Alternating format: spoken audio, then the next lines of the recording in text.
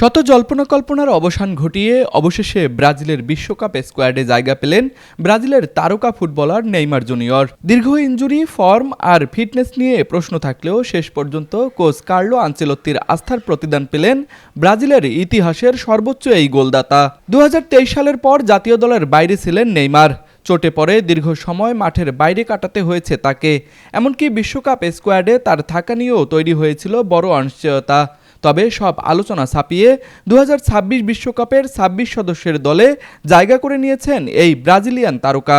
রংপুর শহরে নিরিবিলি ও মনোরম পরিবেশে অবস্থিত রংপুর গ্রুপের প্রিমিয়াম আবাসন প্রকল্প আনান সিটিতে নগদ মূল্য ও সহজ কিস্তিতে প্লট এবং কন্ডোমিনিয়াম অ্যাপার্টমেন্ট বিক্রয় চলছে।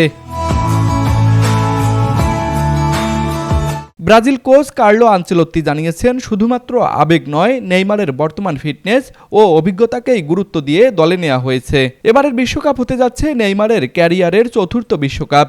এর আগে 2014, 18 ও 22 বিশ্বকাপ আসরে খেলেছেন তিনি। ব্রাজিলের জার্সিতে এখন পর্যন্ত ৭৯টি গোল করে দেশটির ইতিহাসের সর্বোচ্চ গোলদাতা নেইমার।